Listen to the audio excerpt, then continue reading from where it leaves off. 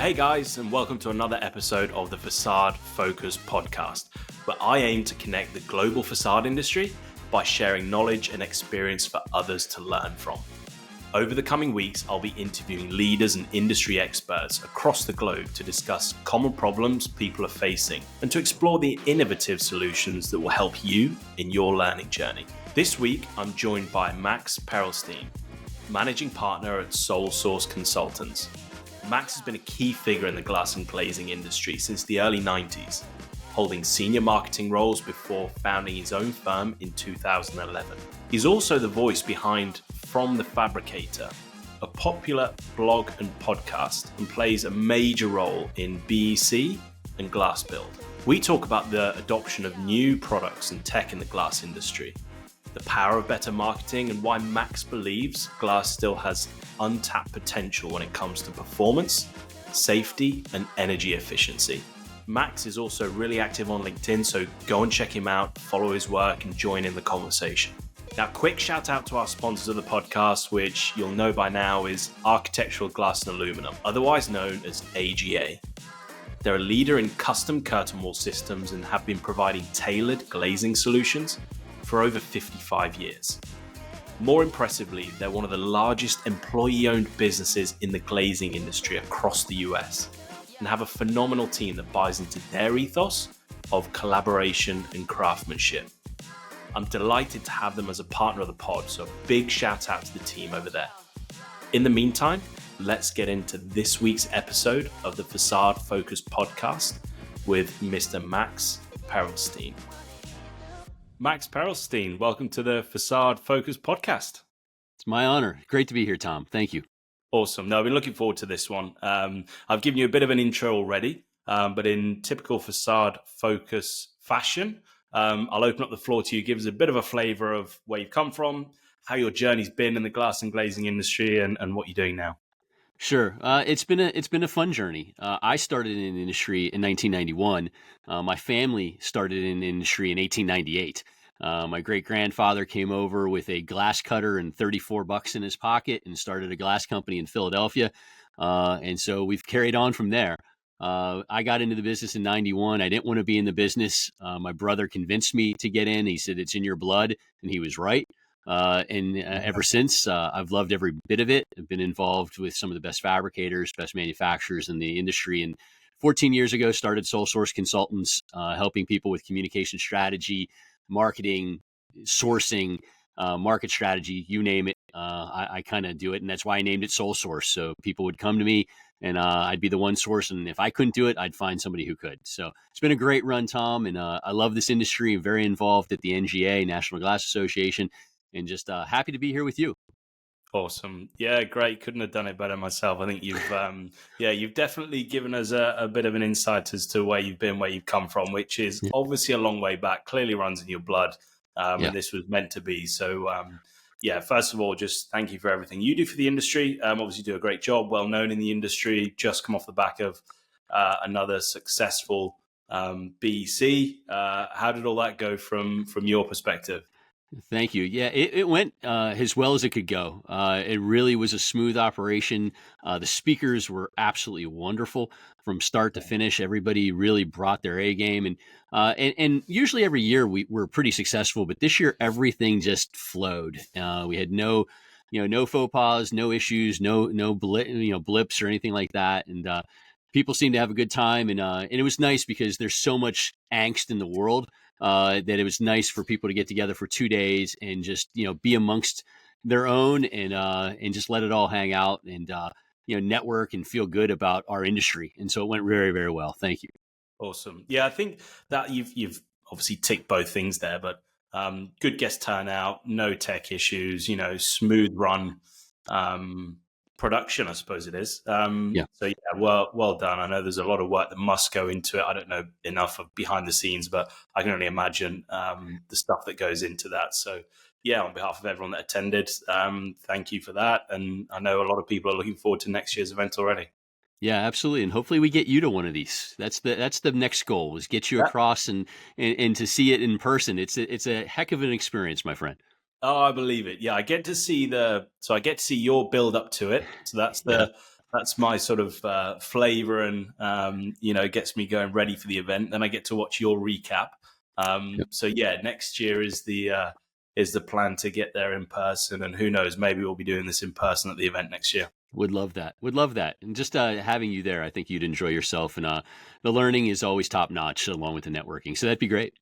Awesome. Well, let's dive into the topic then. So we're looking at trying to highlight industry problems that we see, how we're or someone's going about solving that, and then what positive impact that's going to have in the industry. So tell us what's on your mind in terms of the problem that you see in the industry. Sure. So, because you've heard about my past and I was in a family business, I'm pretty keen to this. And the issue that we have in our industry that continues is I call it, that's the way we've always done it scenario problem. A lot of companies kind of get stuck in, well, we've always done it this way. We're going to stay this way. So they're not open to new technology, new products, new processes, because again, that's the way they've always done it.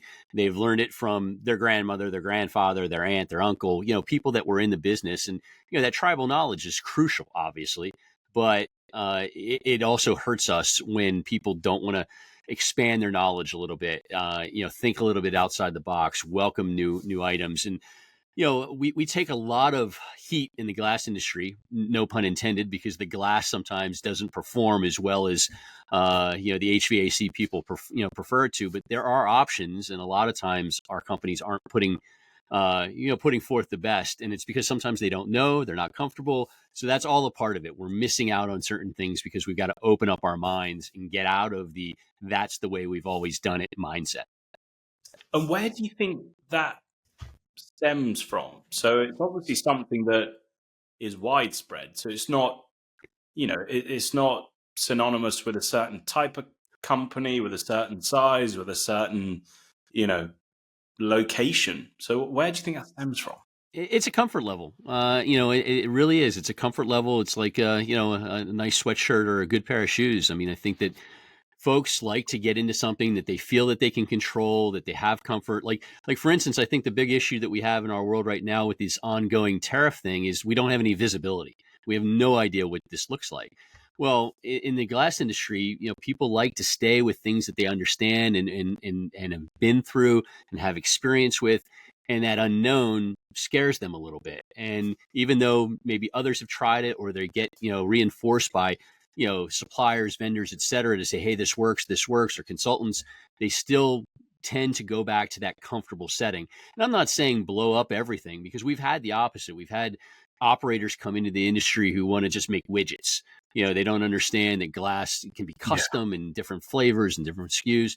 But I'm just saying we got to expand that universe a little bit with our old school companies to, when a new product comes your way, accept it, take it on, see what you can do with it, diversify your business. Same with the machinery, a chance to upgrade your plant, with less people, because people are hard to find, that sort of thing. So I think it's a comfort level, Tom. That's what it comes down to. And we got to just try to get people more comfortable with learning some new things. Yeah. Yeah. And I think, over the last, 2025. So you're looking at probably, we spoke about it off camera briefly, but 12, 13 years, maybe we've been in a bull run, and picking up work. Yes, you've still got to bid the work. You've still got to be competitive, but you've not really had to embrace a great deal of change in order to still be fairly competitive. You can still, bring projects to the business, keep your staff busy, and even get to a point where, you're struggling to find people, you're that busy, and not really embrace new technology. Whereas when you now look at the economy, tariffs, which seems to change weekly, daily, hourly at the moment, right. You're trying to hit, I've said it a couple of times before, you're trying to hit a moving target. Just having your mind open to what the possibilities are to either be more efficient, to utilize, as you said, the equipment you already have, upgrading. It's not all about, bringing on a bunch of new shiny objects that you think is just going to completely, reinvent Right. the wheel, but just really dialing in what you've already got and trying to upgrade things. So no, I think what you've highlighted, I also hear. I hear it in the market, and I also don't think it's tied to companies themselves. So again, mentioned to you off camera really briefly. We didn't get into, too much detail about it, but, you might find one person at the business that might be the operations leader.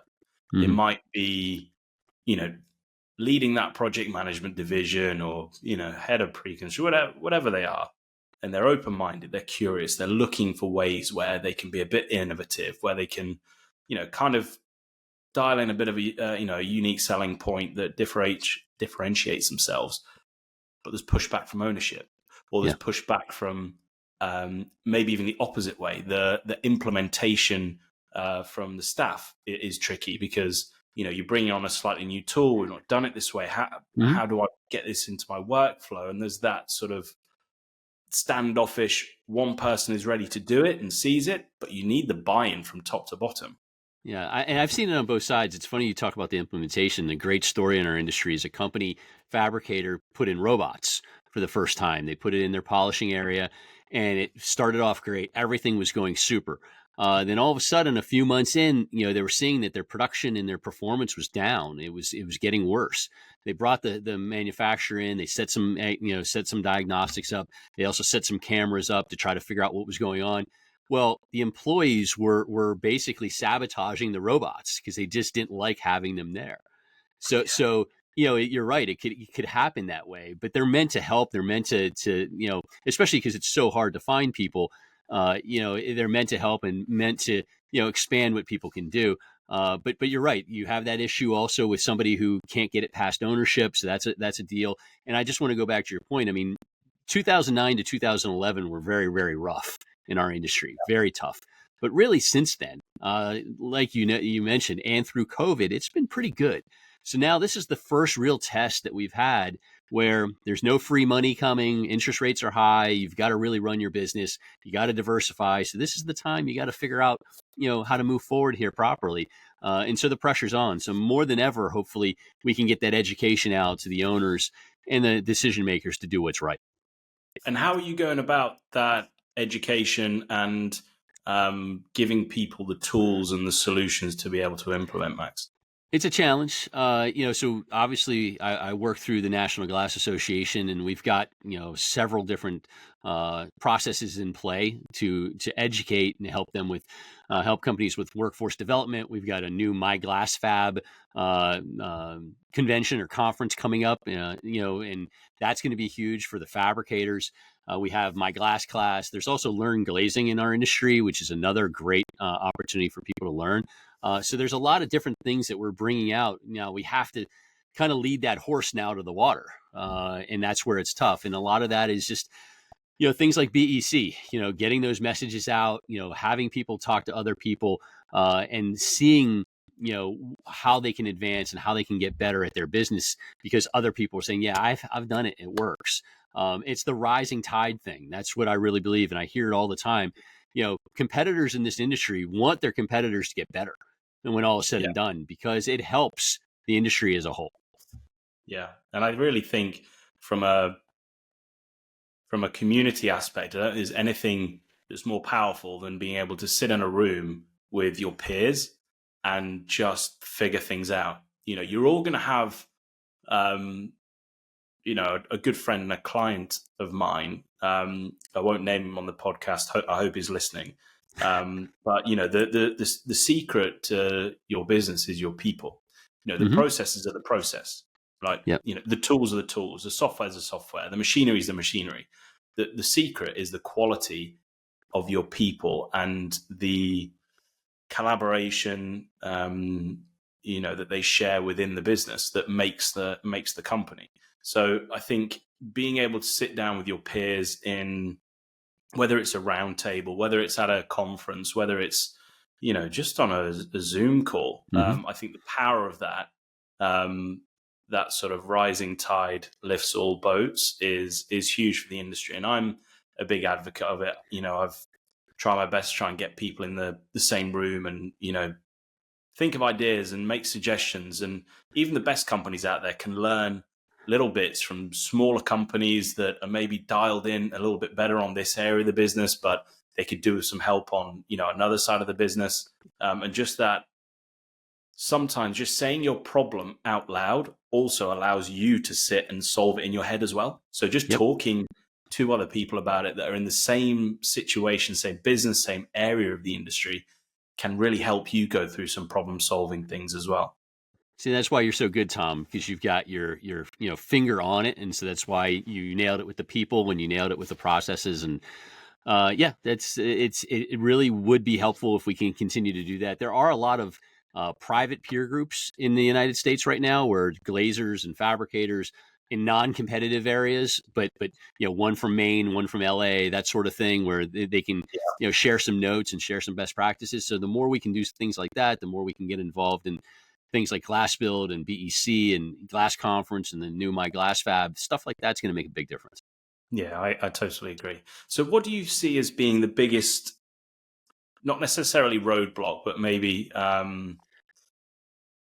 what do you see that being the biggest hurdle for getting people into buying into the education piece and continuous improvement? Because it's a great initiative, and being able to push this out there and deliver it for companies to take advantage of, to use, to leverage. But it's all right leading the horse to water, you can't make it drink. So Right.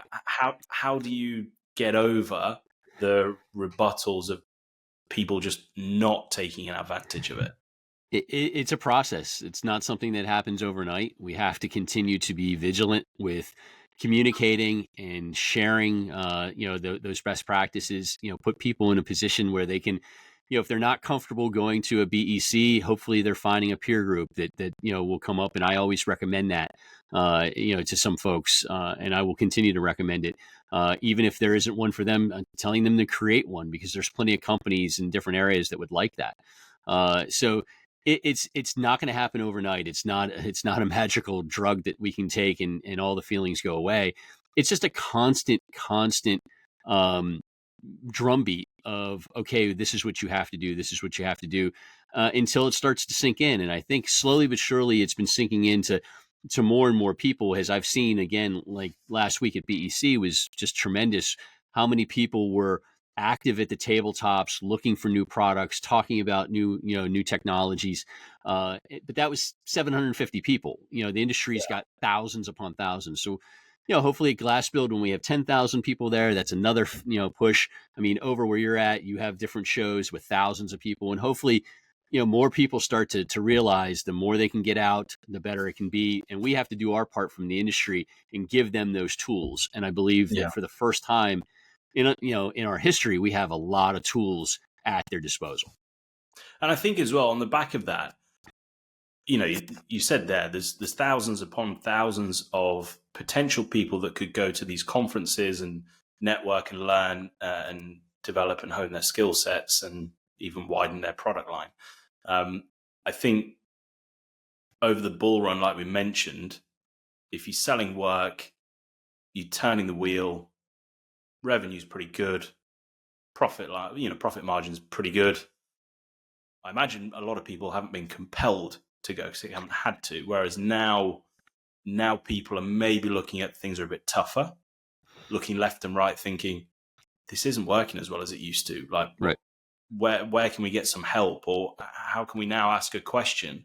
I think over the years we'll start to see it tick up a little bit in people's curiosity as to say, like, I need to start looking at some other avenues here because this is just not working like it used to. Absolutely, and at every level, we're seeing it on the workforce side. The old ways of trying to bring people in don't work anymore. You have to be, you have to, take some different chances and go in some different directions, because we still need that human element, and especially like on the installing side. I mean, on the fabricating side, you can automate an entire plant if you want and run it with 3 people. On the installing side, it'll never happen. You will always need that human element on those sites. Unless you create robots that can walk and move and do everything under the sun, which aren't out there yet. Even, we have robots that can do a lot of things. Ray's Robotics is doing great work, but that's only a tiny piece. So we're always going to need the human elements. We have to continue to evolve and, do different things to get what we need to move this industry forward. Yeah, I agree. And I think there's also a big stigma around new technology and new ways of working where you look at, they think that either the robots or the technology is just going to replace people. And I think it's a dangerous thought process to get into, because yes, it's going to replace a function. It's going to replace a task. It's going to replace a portion of the project. But those people it just allows those people to get involved in more elements that need a human, not just you Yeah. now can't work. You get to now come in and, maybe I'm just riffing here, but maybe, the a site person, instead of doing the stuff that Conley and the guys over at Raise Robotics are doing, now they're maybe looking at how do they get involved in utilizing how this works and how quickly it works, and dialing in the processes, the Yeah. workflow. I know the user experience on the tablets of these robots is now super friendly. So Yeah. just getting them involved in different parts of the business that isn't a manual and repetitive task that can be automated. Yeah, no, there's no doubt. That's we don't have this gigantic pool of people to pull from, and so things like Raise Robotics just offers the folks that might have been doing that backbreaking work of leaning over the curtain wall to do what the robot does now. There's other things that they can do on the site because they have talent, they understand things. Whether they're running the robot or they move to a different area, you're still going to need that. Yeah. There's no doubt. This is definitely not a replacement. It's more of a movement around to make the best use of everybody's skills and abilities. And in Ray's case, it's a health thing too. I mean, the glazers take a lot of abuse. I admire every single man and woman that's out on those sites because it's cold, it's hot, it's wet, it's windy. The glass is heavy, it's dangerous. They beat up their backs, their knees, their shoulders. So if we can move them into different areas where it's a little bit easier on them and make them Yeah. last a little longer, that's best for us. And they've got unbelievable experience of being, at the coalface of this product being installed as Absolutely. well. Yep, So no doubt. they know it, they feel it, they understand it, the buildability, the constructability. So being able to take that and, maybe even there's a bit between the office and the site, maybe the technical coordination where, it then, I don't know, improves efficiency. It improves that flow from where it comes from, the plant and onto site and then to installing. They're now thinking of how can we make this process more efficient, because we know this part, we know when it comes to here, instead of actually the doing parts, like how can we refine this? Yeah, no, you nailed it. So there's plenty of opportunities, plenty of options. It's just a process, and so Yeah. this whole thing is a process. I wish it was something we could snap our fingers and make it make it go. But I think the reason I'm preaching here is I just want more and more people to think about it. Think about how you can make those moves, accept those changes to improve your business and improve the industry. Not to be afraid of them, welcome them, ask questions, reach out to other experts, and so on. The more you can do that, the better off you're going to be. You don't have to implement everything under the sun, but incremental changes can make a huge difference in your business and our industry. Totally agree. Now, talk to me a little bit about improving the overall marketing of the industry itself. I know we spoke of it, again, we touched on it very lightly off camera, but again, that's another critical piece to solving this. Yeah, it is a little bit of a challenge also because we've been over the years, kind of our worst advocate. We didn't do a great job of promoting how great glass is. Right now, what's good is we have a great technical background, technical team that represents us at the code bodies that does a tremendous job of protecting glass and glazing in the building space. But we still have to get in front of more and more people to talk about how great glass is, how glass and aluminum and steel and the framing can make such a big difference, in the occupant comfort, the performance of people when they have daylighting and so on. We have to get better at that. I think NGA has made some really good moves with the way that they're working at the advocacy level. Strong year of glass in 2023. So there's been some good moves there. On the workforce development side, as I mentioned earlier, the one thing I really love is that NGA created a toolkit for high school fairs and college fairs where, it basically is a step-by-step thing of when you want to go to a college fair and promote your company or the glass industry, you have all the same materials that the HVAC and the electrical and the carpenters folks have. And so we finally have that. We hadn't had that. Now we have that. NGA is expanding that initiative. And so day by day, we're getting a little bit better. But my ultimate goal, and I brought this up a couple years ago, and it still hasn't happened. I really want to create that day of glass. Corning did a video several years ago that showed how glass is everywhere in a home and in a building, and it was really futuristic. I want to take that, and I wanted to create a video that it was where glass is everywhere in your world and the difference it makes. Like, if there were no glass, how you would be sitting in a dark room with just, fluorescent lighting sort of thing, and what you would be missing out on, and the health differences. And I don't think people realize that when they're not, paying attention to it. We got to make people realize that. Oh, 100%. This episode is brought to you by Architectural Glass and Aluminum, otherwise known as AGA.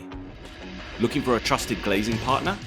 AGA has been working alongside industry leaders for over 55 years, providing reliable and high-quality glazing solutions. Specializing in Class A office buildings, hospitals, airports, and higher education, AGA creates custom curtain wall systems tailored to your project needs. With a focus on collaboration and craftsmanship, AGA is here to support your next project. So visit aga-ca.com to learn more about their services and capabilities. That's aga-ca.com. Now back to this week's episode.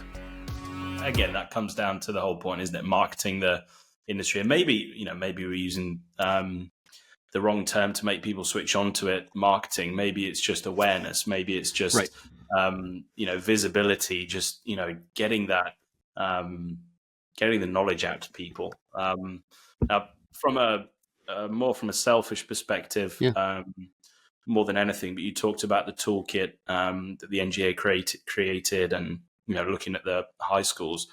Obviously, the workforce side of it, the labor side of the industry is hugely talent short at the moment. I don't know what the stat is. I think I might even get the generation wrong here, but I think something like 80% of baby boomers are retiring by 2030. Roughly, yeah, it's coming up fast. Is that the right generation I've got there? I think you are, because it's not Gen X. So and it's not the millennials. So, no, the baby boomers are aging out. The Gen X is starting to age out. And so I know when I was, before I started my company, the last company I was at, the big fear was that more than half their workforce was 50 or older at that point. And now 14 years later, I bet those folks who had been there, they're starting to probably hang it up if they haven't already. You're talking, they're in their 60s.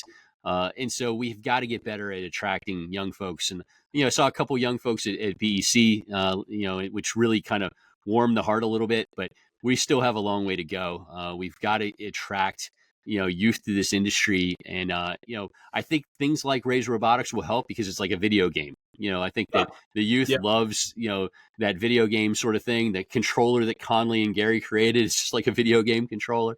So I think that could help. And I just, education about how good of a place this could be. Our problem, Tom, always has been, we're not that sexy sort of career. People, would rather go work in a, mail room on Wall Street than be a project manager for a glazer. They could make 10 times as much as a project manager. Their life would be so much better, but it's no status. So when they go out at night and they say, I'm working for XX Glass, that doesn't look as good as I'm working for Price Waterhouse. Yeah. We got to get through that. That's a big challenge. And I think, again, maybe it comes down to maybe marketing's the wrong word again, but brand awareness. I think you're right. It's awareness. Yeah. It's awareness of, at the end of the day, we're the last piece of the puzzle to these incredible, architecturally pleasing, aesthetically pleasing buildings. Some of the most innovative buildings in the world. And when you look at that on a resume, or even just to say, like, I was involved in building that, and you've got, photo evidence of this unbelievable building from all angles, and, the way the light hits it. I think it really is just dialing in the message to them, to the youth, that would really attract them for the right reasons. And also understanding what they value, because as the generations have gone on, they Yeah. work differently, they approach their career differently, they want different things. And I think there's a real, excuse me, there's a real transition between generations that have gone by that have wanted X and given Y for their company. Now people are coming through, the world is changing. We're sat opposite ends of the world, through cameras talking to each other. Yeah. And they've grown up using devices and, really brought the world into a much smaller place, Yeah. because you've grown up with it, whereas past generations, it was very localized. So I think they now see that opportunities are, there's opportunities everywhere in every corner of the world. You can go out and you can really create your own sort of, build your own career, I suppose, Sure. is what it is. Sure, and culture really really matters to these last couple generations more so than the previous. The previous, you got a job, you liked the job, they didn't give you much of a hassle, you did it, you came home. Now culture is so first and foremost, and there's some really good companies in this industry. One, Steel Encounters in Utah, they do a great job of focusing on culture, making sure Yeah. their culture is top notch, rewarding people properly, communicating they have an app, so again, for that, Gen Z, current, whatever Gen Alpha that we have now, Yeah. Yeah. that app is great. They can communicate through the app. It's text messaging. Nobody talks on the Wow. phone anymore, sort of thing. So things like that, we got to get more and more companies following that lead and getting into that, because culture is a huge piece. You got to have that. You got to, take care of your folks, and you got to make them really love to be there. Yeah, 100%. And I think there's also maybe something to be said about the way that companies have approached culture as well. As you said there, I know, a handful of companies that are just, to say they've got culture dialed in is probably the wrong way to look at it. But, your culture is how people act when you're not there. Yeah. When you're not present, how is the company and the people within there, how are they interacting? How are they gelling? How are they collaborating? How are they working?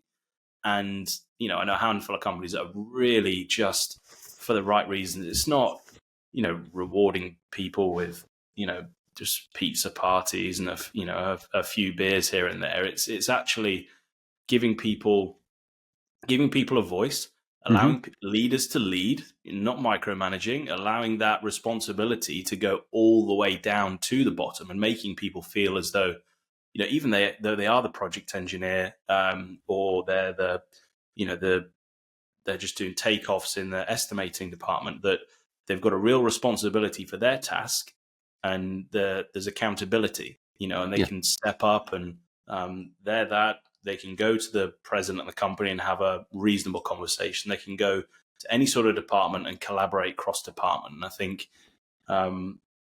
companies looking at culture the right way is also a big step they can take, but it's not easy and it takes time. Yeah. And appreciation goes a long way. And that's, I think that, having a voice is a massive piece of this, and slowly but surely, I'm confident. I really am. I mean, I do wear a little bit of rose-colored glasses. I am a little bit more on the optimistic side, Yeah. but I do feel like we're going to continue to make strides. I have confidence. I'm going to say it until the day they kick me out of the industry. So I'm going to keep pushing. A long time to go yet then, Max. Hope so. Hope so. So we're looking at the outcome of all of this then, looking at, we've spoken about technology, efficiency, human labor, really looking at culture and, the giving people a voice. What if we can get people to the table, educate them, make them open-minded, try new technologies and new ways of working, what outcome will that have for the whole industry, in your opinion? It just raises everything. It raises our performance. It raises our image. The more competency that we have out there, the better we're thought of out there. That's important because, again, as I mentioned a little earlier, the other industries, whether it's wood or plastic or even brick, cement, they want what we have. There's nothing like what we do in the glass industry, and so the better we can get at it, the more we push them aside and keep them at bay. People are happier, producing better things. Safer as well. So all of those things come together. That's the ultimate outcome is everybody getting better at what they do because it will raise this industry the right way. And I know Absolutely. it's I know somebody's listening or watching this going, yeah, it's pie in the sky, but every day, if we can get one or two people moving in the right direction, we're making a stride, and that's all I'm asking for. So if we can keep doing that, we're in good shape. Totally agree. Well, let's address those people that Sure. may be thinking, sat here listening and thinking, oh, geez, another conversation about how we need to be changing and all this sort of stuff. Let's address them. What's something super simple that that you'd suggest they can do today that isn't super taxing on them, won't take them a bunch of time or time investment, that they can just start the process, something that they can do. Well, I mean, first and foremost, I mean, helping to make sure that their people are properly trained. Again, if they're members of the NGA, my glass class is free to them. If they're members of the NGA, all of the technical manuals for downloading, not the physical ones, the downloadings are free to them. Taking full advantage of that. And I mean, it's not a huge expense to be a part of the NGA. Do that, take advantage of that. If you take advantage of Learn Glazing, they have a lot of good programs too. Things like that right out of the gate. See when your nearest conference is, whether it's a regional show or a national show like Glass Build. Make plans to go and bring some of your people. Don't just go yourself. Bring some of your people and assign them and say, I want you to come back to me with a handful of things that you saw that interested you that could help us. Give them, a task that when they hit that floor and they see 440 different exhibitors, they come back with more than a handful and say, hey, we could do this, we could add that, we can sell this, we can do that. That's the sort of thing that I'd like to see, and that's my pitch. Yeah. Glass Build's in November in Orlando, so it's going to be great. Orlando, Florida. Strong show. Lots of, again, exhibitors from all over the country, all over the world, quite frankly. And so little things. Start with the education. Start with things that are online right away. Make sure your folks are trained. Ask them, do you feel like you're up to speed on everything? Because, be honest with me, because I think a lot will probably say, I don't mind learning a little bit more, or maybe I want to grow into be a project manager. So maybe I can take this course. Yeah. I think that's where we start. And take the youngest people in the business as well. Take the leaders. Yeah. Obviously, take the leaders that are going to be the face of your business and interact with people and bang the drum and also listen, but also take one, two of the younger staff members that can maybe just look at things from a different perspective, not even just so that they can go there and do a bunch of networking, but maybe they can just go there, sit down, and you've got a completely, when you come back and sort of reset, I guarantee you they're going to have different notes written in a different way, looking at a problem from a different perspective, which will just provoke thought and ideas. And if you can bring both sides to the table, you're going to have no end of things that you could look to improve and take on. Yeah, and I think the old-fashioned thought process was, if we send them to a show or a conference, it's just a boondoggle. They're going to go out, they're going to spend a lot of money, they're not going to come back with anything. But part of that is what you kind of give them as an expectation going in. Don't just send them. Send them with a mission. Either make sure you attend this conference, and I want to this session. I want to know everything that happened. Make sure you go see all of these exhibitors. Make sure you do this. Make sure you do that. Give them something. Don't just put them on a plane and say, okay, have fun for 3 days in Orlando. I mean, it's important that you give them a task, something achievable that they can come back and it could be executable once they get back. Yeah. and do it a little differently than just, sending them there hoping that, that they'll pick up something. Have them thinking already strategically before they step on that plane. Yeah, I love that. And that is actionable, isn't it? That's something that you can It, do. absolutely. It's not theory, it's not pie in the sky stuff. I think, you know, I think that the education piece is important and it will never stop. I know you guys are never going to stop. You know, and this isn't, I don't want this to come across as a lecture to people. This is just No. a conversation. And I think it's just Yeah. getting the message out. And some people are going to listen to this and they still won't. And that will always be the case. But as you said, if there's one or two each time that say, yeah, okay, I've heard enough now. Yeah. I'll just give it a go. Fine, I'll give it a go. If we can just bring one or two, keep plodding along. That's compounding over time will be a really good result, I think. And I know I speak fast and overly energetic, but that's just my enthusiasm Yeah, for it. And the other thing I'll say is that a lot of what I just mentioned, it's all free. So yeah, when you send somebody to Glassfield, it's free. You can get a code from almost anybody, yeah, and so your cost is your expenses. It's worth it. You're not, yeah, it's an easy investment. yeah. So that's where I'm at. Yeah, no, I love that. No, and I think, my slow monotone voice hopefully has really propelled your Yeah, enthusiasm as well.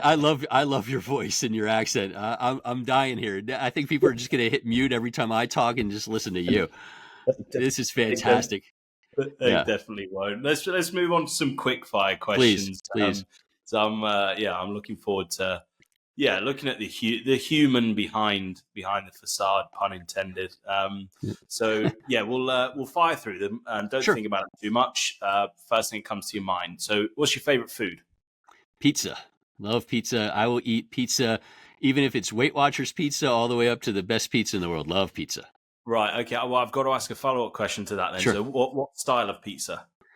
I prefer it thin crust. Yeah. And so, but I like them all. I don't really care that much for the Chicago style because there's a little bit too much sauce on it. But Yeah. I do prefer, my favorite is on a thinner crust, coal fired. Oh, That can't go wrong. But like I said, I'll even eat lean cuisine pizza and love it. yeah, I love that. What's your sports team, Max? And who do you follow? So I'll lean to my college days, and I'm a big fan of Ohio University basketball. It's my life. My family jokes that I have three priorities in life: them, the glass industry, and Ohio basketball. There Sometimes you not in that go. order either. So Yeah, yeah. so Leave the so order out. Leave the order exactly. out. So if Ohio wins and makes it to the championships and so on, I'm very happy. When they lose, I'm not too thrilled. But they're my guys. I love the Bobcats. Very cool. Favorite city and why? That's wow. I guess this is, it's kind of comical. It's going to be Orlando. I love Disney. My family is Disney fanatics. My son runs BoardwalkTimes.net, which is a Disney site, and it's got everything on there. So we've kind of become Disney people, and I like Orlando. Easy airport, get around it pretty well. So not many people probably pick that as their favorite city, but it's mine. Hey, look, that's why I asked the question. I love that. Yeah, yeah. So, what's your favorite hobby? Earlier on in my life, it was probably, it was, watching TV or reading, but now I love to exercise. I love to run. And so, that's what I enjoy. I lost a lot of weight, right before COVID. I really made a conscious effort to make a lifestyle change. I Yeah, lost yeah. 100 pounds, and a lot of it was, from exercising. Good Yeah. for So, and you. it's been a battle to keep it off. We've had some little ups and downs, but for the most Oh part, I've yeah. kept it all off. And but I love to run. There's nothing better to come up with ideas while you're running. But the worst part is I don't have like a piece of paper or a pen when I run, and I turn my phone off so it doesn't like work automatically. So I'll come up with an idea, and I either have to stop to turn the phone on or write it down, or I start repeating the idea to myself until I get home. So people Yeah, yeah, see yeah. me talking as I'm running, I'm just repeating it so I don't forget. But I love to run. Yeah, yeah, yeah. No, I love that. I do a similar thing, but with walking. Okay, And I'll just brain dump into the phone.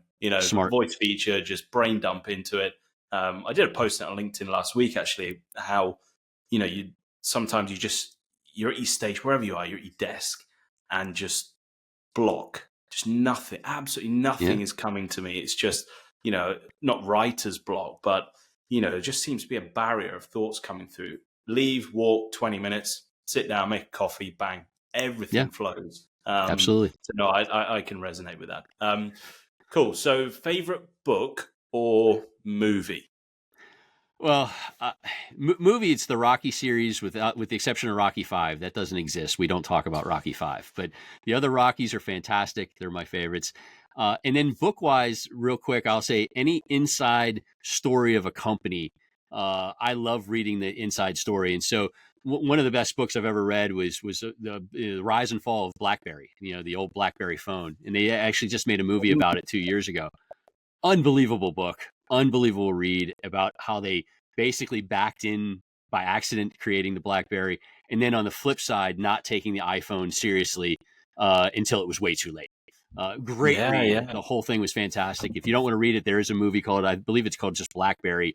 Check that yeah. out. It's really, really well done. But yeah, And the inside book is baseball sort of stuff.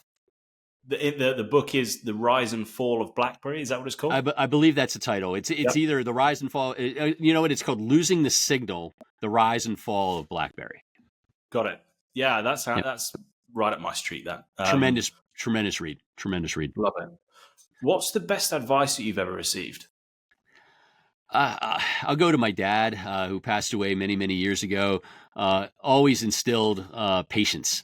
That was his favorite word. And, nothing ever moves as fast as you want it to, ever. And so you have to have patience. Sometimes I don't, and I struggle, and I try to remember what he's instilled in me. But patience is huge. It's a huge piece. So between that and my brother, he always stressed to me sense of urgency, attention to detail. So the combination of those two, big people in my life, obviously, and those mantras is what I kind of keep my world around. Yeah, patience, great thing to practice, isn't it? Hard, Hard, hard, very hard. hard to implement, but great to practice. So if you could have dinner with any historical figure, who would it be with and why? Wow. I guess because I've become such a kind of a history buff also, I'd probably go with Abraham Lincoln. I would just love to know kind of how he was, putting up with things, how he was dealing with things, where his mindset was. You see all the movies, read all the books, but, a lot of those, are probably, extra drama. I'd love to get in his head a little bit. And the pressure he felt during that whole process was immense. So, there's probably a bunch of others that I'm missing, but the first one that comes to mind is Abe Lincoln. Number one thing on your bucket list? You might get a kick out of this. It's been on my bucket list for a long time. Is Wimbledon. I want to go to Wimbledon. That's my number one thing on my bucket list. I don't like strawberries and cream, but I love tennis, and I've always loved that tournament. The strawberries and cream are a rip-off anyway, so don't worry. You're not missing anything. So one of these days, I'm going to get to Wimbledon and be there. That's the big bucket list for me. Awesome. If you could travel anywhere right now, where would you go? Love to just go to Hawaii and enjoy the warmth. It's been so cold here. I'd love to just get anywhere warm, but Hawaii just excites me. We watch surfing shows here to keep us warm, or Caribbean shows, but I love Hawaii. I want to see it one of these days. I haven't been there yet either, so that's next list. After Wimbledon, Hawaii would be second, but if I could go, I'd go there right now.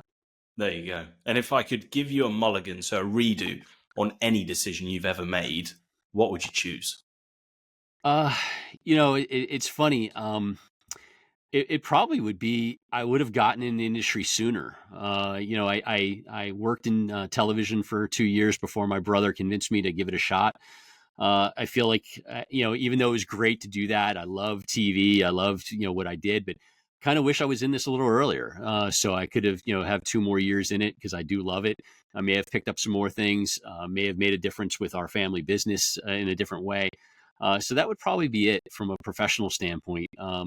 I've made, like all of us, I've made mistakes that I wish I could have back, but the big life one, would be that. If I could change a bunch of those little mistakes along the way, that would be bad either. But starting a little sooner would have been better for me. Awesome. Max, this has been awesome. Absolute pleasure. I've loved talking to you. I think there's so many more things that we could address, that we could look at, and maybe that's for a round two. But look, you've been very kind with your time, and thanks for joining us on the podcast. No, completely honored to be here. You're doing great things, Tom. The newsletter's fantastic. Your support of the industry is fantastic and appreciated. And I'm grateful. Thank you for having me, and keep up the great work that you're doing. It's important, and it's making a difference.